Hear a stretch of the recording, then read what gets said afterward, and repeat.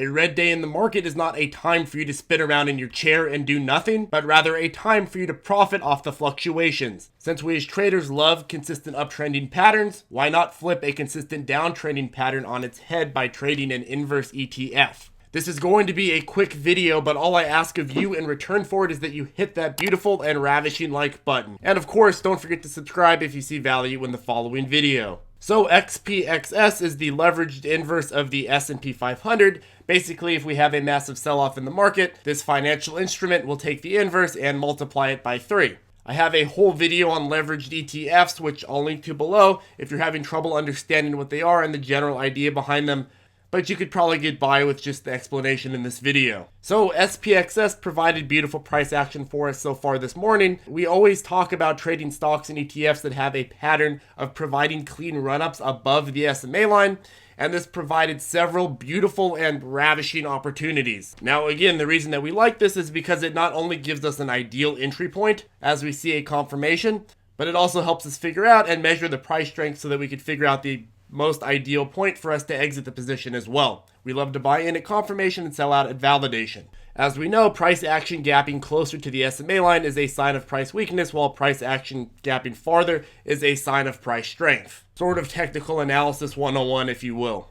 And focusing on riding price strength and selling extended price weakness can allow us to take advantage of these opportunities. If you compare this clean run-up in the first 2 hours of market open to the run-ups later, we see this difference in run-ups, this very clear difference in run-ups. One's clean, one's not so clean. But this still offered us price strength and confirmation, but it was a little dirtier with weaker price action above the SMA line and some struggling back and forth. I don't love playing positions that have some struggling back and forth back across the SMA line because it's not a clean setup. We want to buy in at confirmation and just simply watch the price strength when we're taking day trading positions. But anyways, the sell-off is largely the result of uncertainty around US-China trade talks. And this is another reason why I always explain to traders that understanding the fundamentals of the stocks, ETFs, and the overall economy is so important to understanding and connecting the dots between why things move the way they do.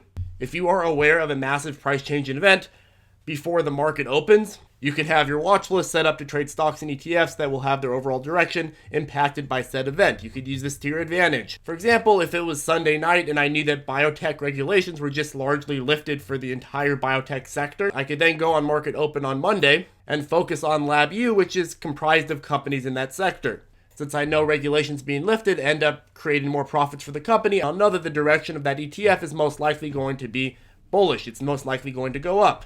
We can then likely assume that the overall direction will be green. Likewise, we knew about tariffs this past weekend and most assumed the overall direction would be red. A lot of people think that everyone just sells in the pre-market or they all sell in the first 5 minutes of market open, but the reality is it just creates volatility for the rest of the day with an overall downward direction. Now, UVXY is another opportunity which multiplies and shorts the inverse VIX. That same idea, same price action. But it is a different opportunity based on position sizes and percentage difference goals between confirmation and validation as compared to the other leveraged ETF. UVXY returns a higher percentage difference between run-ups, which could massively increase the amount of money you take from the position. Also, there's almost always opportunities in individual stocks as well.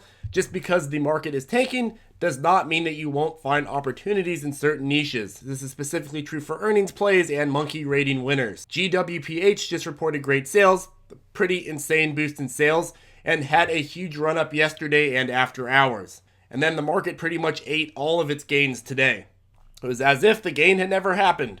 Now, obviously, good news causes overreactions, but this blatant disappearance of the entire amount of gains allows us to take advantage of overreaction lows and ride price strength up. And you could say that this was influenced by the direction of the overall market, but the key is that we saw this strong sell-off under the SMA line in what was a bit of a morning panic. But because this stock was in the hashtag winner category as an earnings winner and analyst ranking lover, we could profit off the discount without being too cautious about the lows. Anyways, the point of this video is to explain that a red day is not the time for you to sit back in your chair and do nothing, but rather a time for you to take advantage of inverse ETFs and earnings winners and analyst monkey plays. But in any case, I hope this short video was helpful for you. If you are having trouble keeping up with the best plays, my recommendation is to join the ZipTrader Circle Facebook group.